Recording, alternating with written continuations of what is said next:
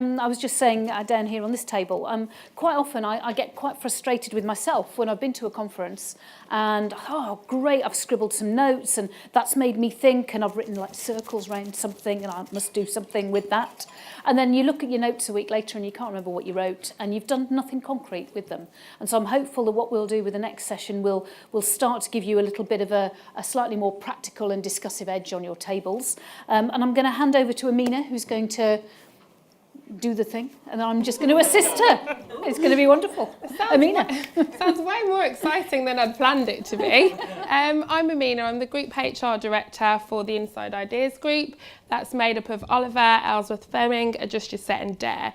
And we are a disruptor for the marketing industry, but I've got a little video that will tell you more about what we do. So here they are, our two worlds. Client on the left and on the right, you guessed it, that's us, the agency, in Adland. For the creatives, head scratchers, provocateurs, all with plenty of space to dream, plenty of room to think. And having two worlds used to, well, just work.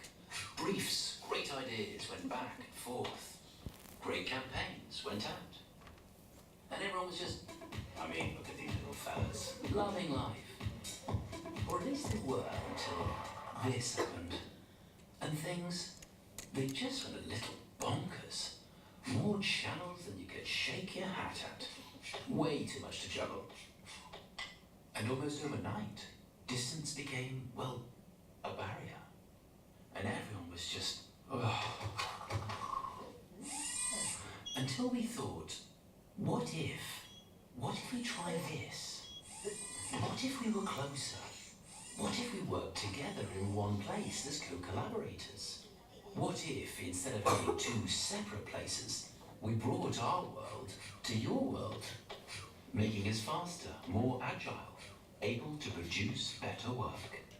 Imagine, we thought, how great would things be then?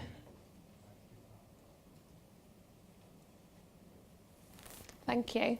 So our whole philosophy is about building marketing agencies on site with our clients because we believe that inside is better and we produce better work, more efficient and cheaper as well for our clients. And when I got asked to speak about building teams and how we do that, I thought it was quite apt because our whole model is based on building teams for our clients. So the questions that we are going to be answering today, or you are, there's two decks that are running in parallel. Yeah, please. While it's doing that, I'll talk to you a bit about my experience of building my own team. So I joined Oliver about 2 years ago, and I think it's safe to say that the HR team was probably the least liked in the business. It had been under-resourced for the 11 years of operation at the time. No one got back to anyone. It was very, computer says no, this is a process, we're not interested. So I was brought in to change the face of the people team as it's known now, and we grew from a 3-man team plus 5 people in talent acquisition to 22 people in the UK, 3 people in the US, and we're growing our team globally. And it was really important for me to build a team that was trusted but also trusted each other. So in terms of the models that I used, I looked at Patrick, and I'm going to pronounce his name wrong, Lencioni's 5 dysfunctions of a team. So making sure that the team trusted each other and trusted me. So we started off by using psychometrics. You can use any psychometric tool, there's loads out there. That is your preference. So do they understand how to communicate with each other? Do they know how to present themselves? This is who I am, and this is a safe space to have that discussion. The next piece on that chart is conflict. How can you have a debate? And this is not, your whole team punching each other and, having genuine conflict, but having the debate to get to the solution faster. So I think, where we were 2 years ago is that we didn't solve problems very quickly. But now we're so fast that every SLT I go to, I have a list of all the things that myself and the team have managed to deliver, within a quarter, whilst the other departments are kind of sitting around scratching their heads saying, oh yeah, we'll get to that. But I think, we are now one of the highest performing teams in our business, and that's not me saying that, that's what the other leaders are saying to us. Commitment. So everyone doesn't have to agree with the decision, but they have to understand it and know how that they can play a part in that. So people have to be committed to the decisions that you're making as a team. Accountability. HR departments, in my experience, are all very nice to each other, but you know, we drive with our managers that they need to give feedback to each other, they're giving feedback to their employees. But my experience I am a millennial, so growing up in HR departments was that no one ever gave real feedback within the HR community. And that's something that myself and my team make sure that we do. So if we're rolling out a new appraisal process, we have to be the first people to try that, make sure we understand it, and as individuals it works for us as well. And lastly, results.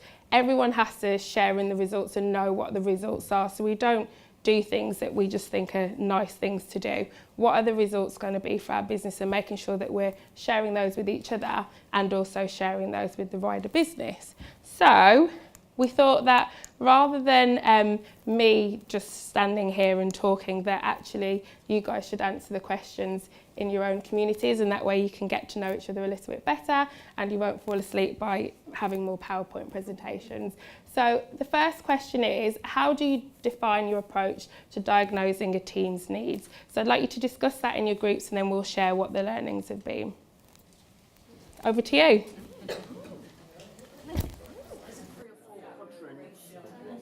And we had one that was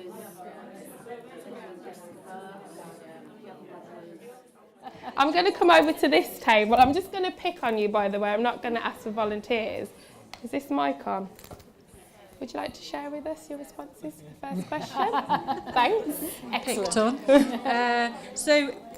Very brief discussion. I think we all felt that it was about using psychometrics, tools like 360s, whether you do Myers-Briggs shapes or colours, so that people could become more self-aware, and then once people were able to understand more about what makes them tick, what they want, they could then share that with the wider team, and that it was more about focusing and utilising people's strengths rather than focusing on people's weaknesses. And also feeling that it's really important, again, that the people understand individually how their role impacts on the business. Great, thank you. They'd got some really interesting points on the table I was sat at, Amina. So Okay, not biased at all. I'll make my way over here. Who'd like the mic? I've done my work today. Here you go. I think the only boy on the table, it feels a bit sexist to be forced into this. We didn't really answer the question. We got into a different dialogue about the difference between diagnosing another team's needs versus your own team's needs. And if you're the boss, the challenge of, are you really getting the honesty, and how you feel personally about that situation versus how you're trying to act professionally. But then talked about trust and some of the Lencioni type models as well. So how do you do it for your own team?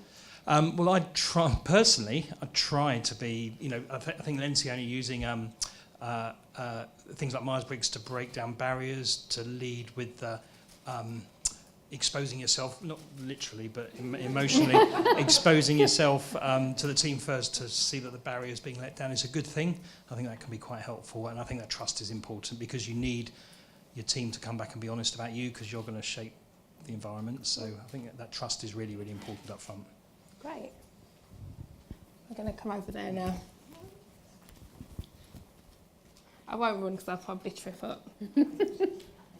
Any thoughts over here? There you go. Don't be shy, I don't bite. Well, that's what my product does, so I am a little bit biased, but I think it would be defining what they need, but making sure that turns into some action. So it's all very well doing a whole lot of analysis, but if nothing actually changes, then it's a pointless exercise. And I think a lot of people spend a lot of time worrying about what's going on, but then actually get frozen into not doing anything about it. So that would be my 2 penneth. Anyone else? Great, thank you. Okay, so we're going to move on to the next question. So what are your go-to tools, mixing both in-house experience and tried and tested off the shelf? What have we discovered that is most effectiveness when it comes to measuring a team's success? So I'll give you a couple of minutes to discuss that.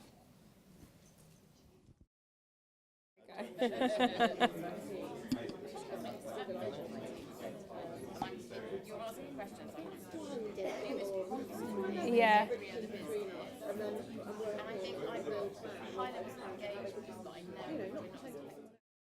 Sorry, thank you. Before we actually answer that question, I just wanted a show of hands based on something that came up on that table there. How many of you have actually ever measured the effectiveness of your own teams? We're, as HR leaders, we're always very good at diagnosing other teams' needs and measuring their effectiveness. But how many of you have actually ever done that for your own team?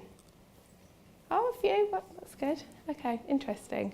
Okay, so I'm going to take the mic over here to answer the question on the screen.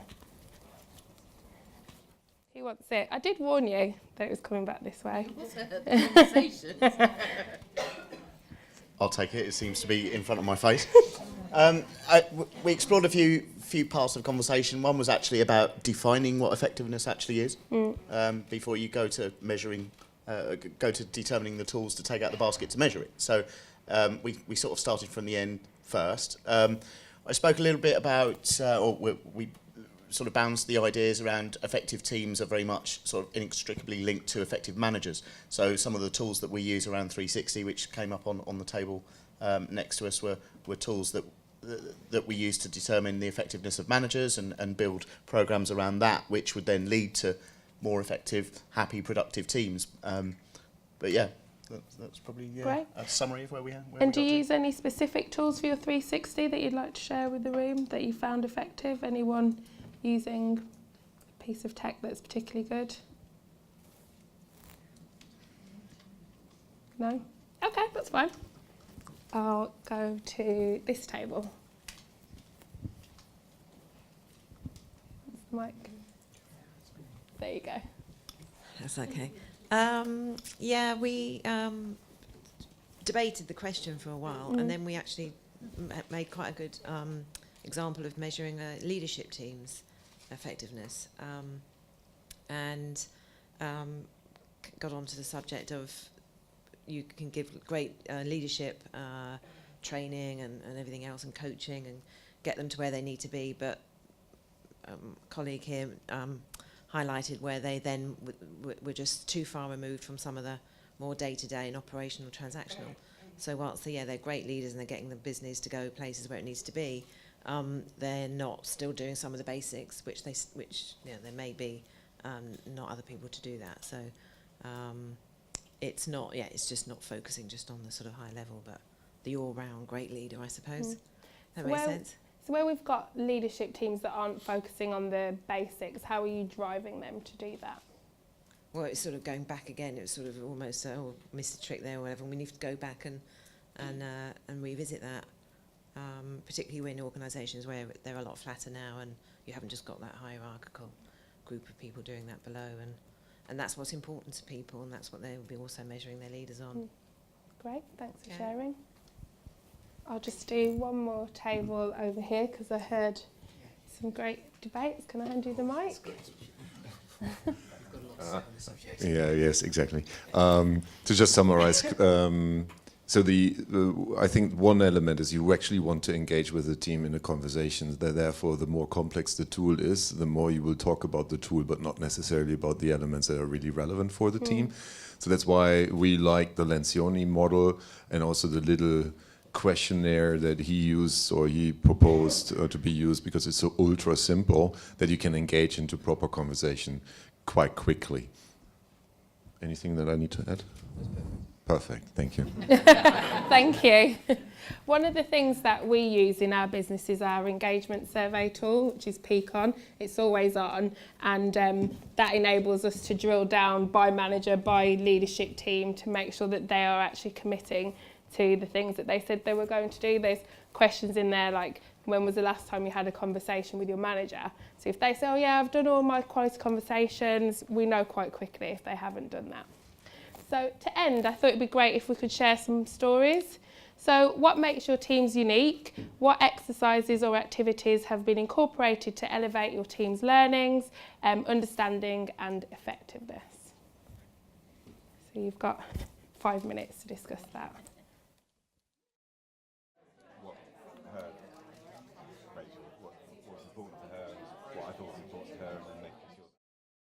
Right, where's she going? I'm going to go over here because I haven't been here yet. Hello, Right, lovely this people. table in the middle. Who would like to take the mic? Thank you. like the mic or given the mic. I was relaying the most special sort of team events we've had have been more around community involvement. So our jobs, a lot of our guys are working in local jobs, local people, and they're proud of the work they do in the local community, but it's given those extra couple of days off to actually do things in the local environment. So there's been various exercises they've done. We talked about one group who did 2 nights sleeping rough with the homeless people to bring some awareness to it. Others have done major things around supporting hospices and stuff. So it's got good purpose, but it's also got a good charitable purpose, but it's also got a great team ethos around it. Those have been quite engaging type events. Yeah. Great, thanks for sharing. I'll come here just because it's closer. Who would like the mic on this table? Well, I'm going to have the mic on that table. Oh, okay, right. Well, I'll hold the mic, but obviously I will not use the mic. Yes, so I was telling the team about the Engage for Success team. So we're a volunteer team, and we're all over the country. We're completely virtual, so we don't often meet face to face. But we use a tool called 15.5 to maintain that connection. So we used to do a Friday morning call, which was death by update. It was just interminable, and so you just trot through what you've done and then you'd move to the next person. It was just awful. So what 15.5 does is you can fill out, and the team commit to filling it out on a Thursday afternoon. 3 things that have gone well for you that week, 3 wins, something that's getting in the way, and whatever your priorities are for the following week. And you can also high-five people as well, so you can recognise your colleagues for things that they've done. And we really try and stress the point, because we have people who work full-time, part-time, a couple of hours a week, that this isn't like mega big things that you've accomplished at all. This is the small nitty-gritty every day. What can we do to make things better? So we all commit to filling it out. We all commit to reading everybody else's, and you can comment and like very much in a sort of Facebook style with it. And when we get then to the call on Friday morning, it's a lot easier to focus on the great things that people have been doing, or the places where you can help them if they've flagged up that obviously something is getting in the way. And we no longer have death by update, and it means that quite often we can actually use those calls more as a point of social connection, and we do tend to end up chatting about what we're doing at the weekend and who's going camping and where I'm Morris dancing and all of that. But it's a real team cohesion thing. It's been incredibly valuable for us in terms of our effectiveness, I think. So there you go, 15.5, go and look it up. Great, thank you. Have I got time for one more table? Yeah, one more. Okay, I'll come over here. Who'd like the mic? Claire? So we were just talking about on our table about how sometimes we forget to actually, focus on the HR team's learning. So one of the things that we're doing in Oliver Agency is with our people team, we've put together a kind of syllabus of courses. So we're looking at things like how to give feedback to each other in the team and make sure that it's constructive, focusing on our personal branding and also stakeholder management, because it's really important that we develop ourselves, not just our employees. Thank you. Thanks, Claire. Is there anyone else that'd like to share anything quickly that I haven't picked on yet today? This table had some quite interesting things to say. I think we thought we'd got it right. No, I didn't forget. I don't forget anything. So I talked about our experience within John Lewis when we open a new store. What makes us unique as a business is that we're employee owned. Well, not unique, it makes us unusual maybe. And so what we really try and do in terms of building that team when we first open a store is be very, very clear about our expectations. Being an employee owner means that we are expecting people to take ownership and responsibility. We want them to have a voice. We want them to shape the business and make things better for themselves, for their colleagues and for our customers. So we would try and put that expectation out there really clearly, but we also talk about what we give and what we offer as an organisation. So sort of clear contracting from the very, very beginning. Fantastic. I think that's it, isn't it? Lovely. Well, I would suggest, Amina, that what we get people to do is make something in those discussions will have sparked your interest and thought maybe I can use that in my organisation. So if that's happened to you in that session, make a note of it, commit to yourself that you are going to go away and do something with that idea, and don't let it just remain a thought. But thank you, Amina. I think that's been really good. Thanks all of you.